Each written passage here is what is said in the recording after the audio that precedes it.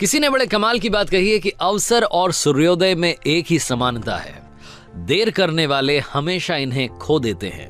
Hi guys, मैं हूं RJ Kartik. एक छोटी सी कहानी। ये कहानी है मनीष नाम के लड़के की, जो मिडिल क्लास फैमिली में पैदा हुआ, जो 12th क्लास तक टॉप करता जा रहा था। कमाल का बच्चा, पढ़ने लिखने में सबसे आगे।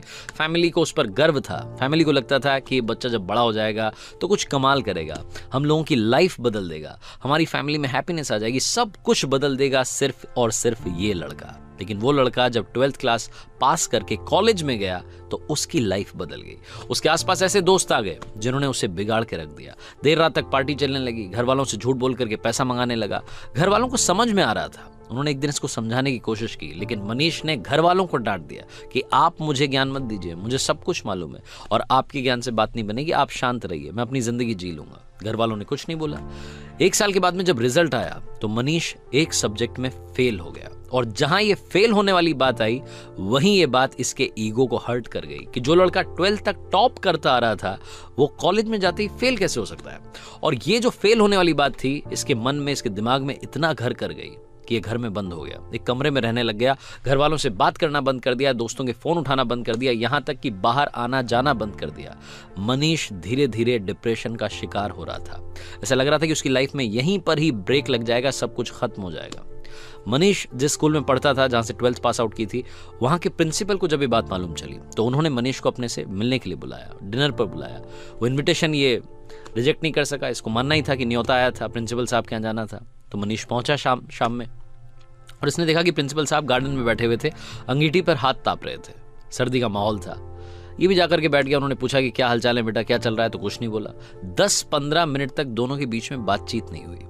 तो प्रिंसिपल साहब ने सोचा कि क्या अलग किया जाए। उन्होंने अंगीठी में से एक कोयले का टुकड़ा जल रहा था, उसको बाहर निकाला और धधकते हुए टुकड़े को मिट्टी में फेंक दिया। जैसे वो मिट्टी में फेंका, थोड़ी देर तो धधका, उसके बाद में वो बुझ गया।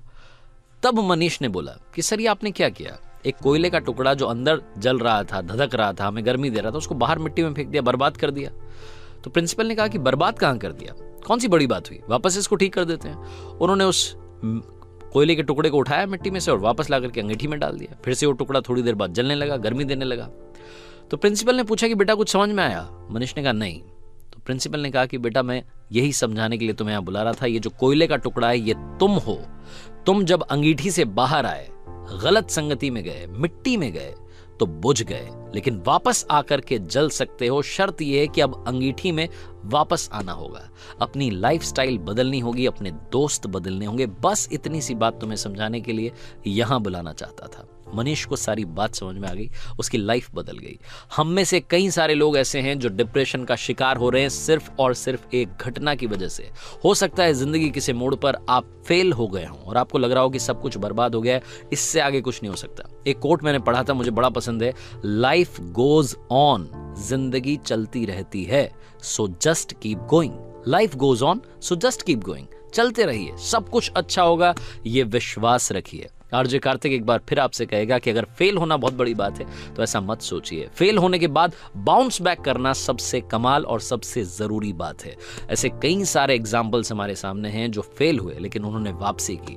तो कम बैक करने के लिए तैयार रहिए, डिप्रेशन को टाटा बाय बाय कहिए और कर दिखाइए कुछ ऐसा कि दुनिया करना चाहे आपके जैसा।